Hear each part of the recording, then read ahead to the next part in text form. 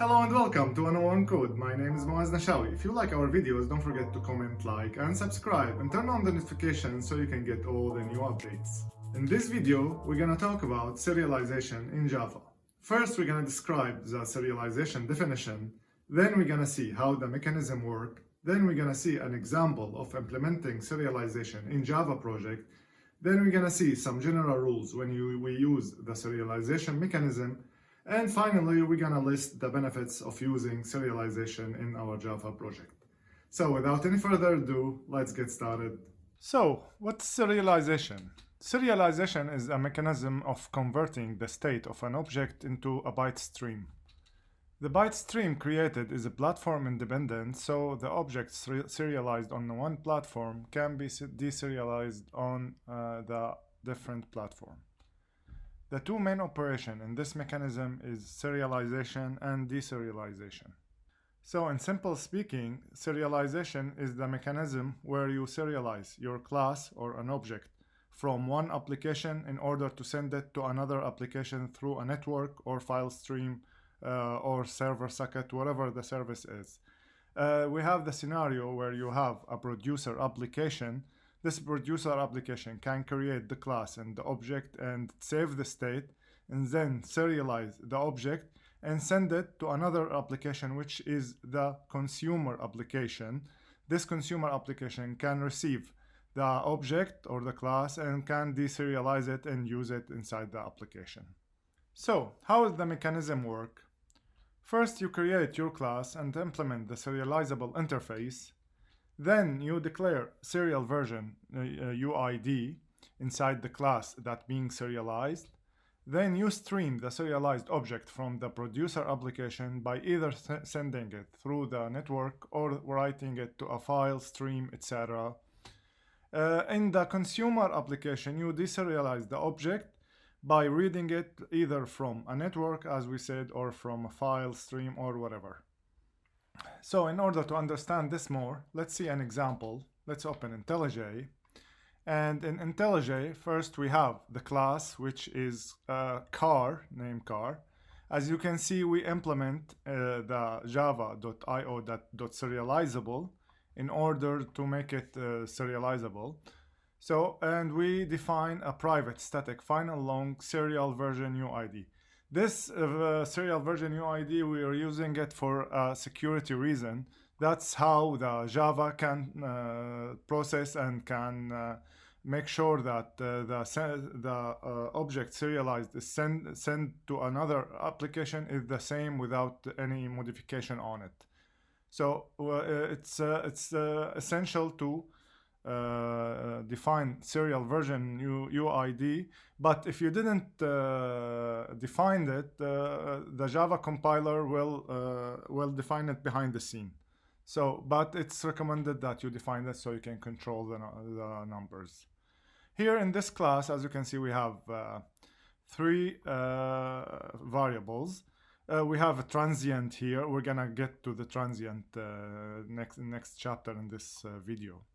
So it's basically a normal class. Now let's see in main how we can serialize it and send it to another application. Here we instantiate a new instance of the object car.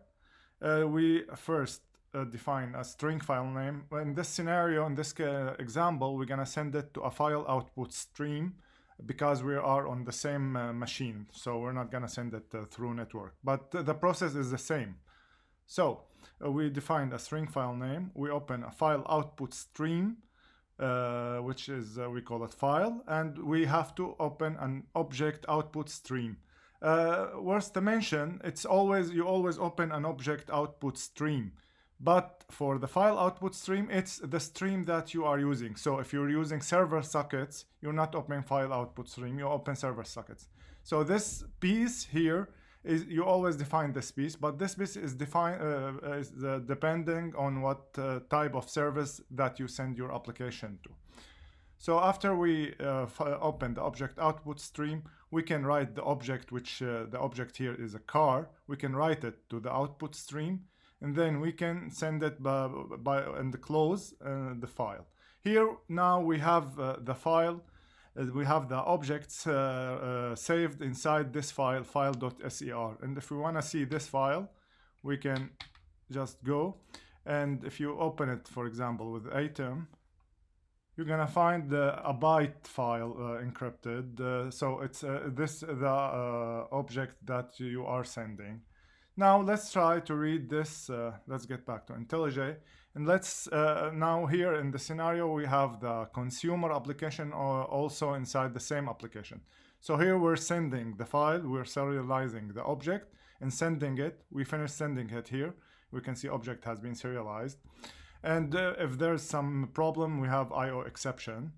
In the deserialization method, or the consumer application, as we said, we also define a file input stream. And as we said, this is the server of your choice, maybe network or socket or file input, whatever. And we also define object input stream, which we call it in here.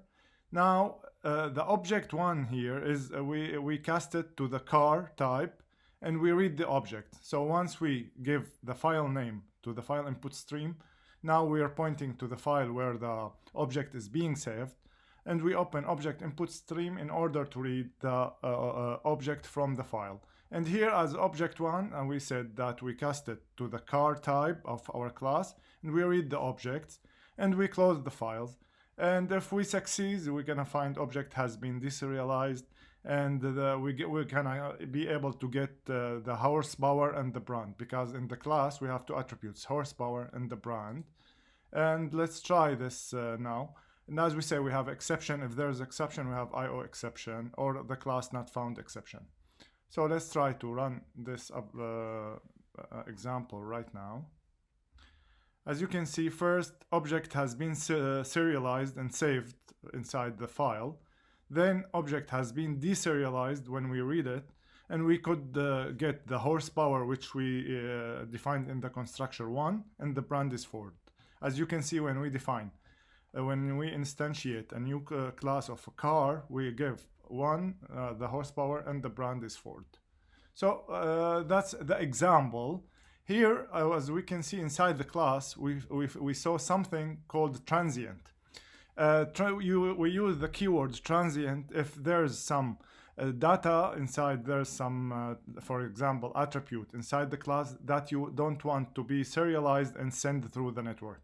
So once you put the keyword transient, this attribute will not be serialized and sent to the consumer application or to the another end of the application. So by using this word transient, you can protect this attribute from sending to another application. So when you're using serialization mechanism, there's a general rules to remember. First, static data members and transient data members are not saved via serialization process. So if you don't want to save value of any data member, then make it transient or make it static. The constructor of object is never called when an object is deserialized. So if you deserialized an object on the consumer application on the other side, the constructor is never called. Associated objects must be implementing serializable interface. So any associated object to the main object that you are sending through serialization must implement the serializable interface. And finally, in order to summarize the benefits of using the serialization mechanism, first, it's the ability to transfer objects between applications. Secure the transferred object through the network with version UID, and the ability to save and persist the object states. That's it for this video. Next video we'll talk more about object-oriented programming and Java. Until then, if you like our videos, don't forget to comment, like, and subscribe, and turn on the notifications so you can get all the new updates.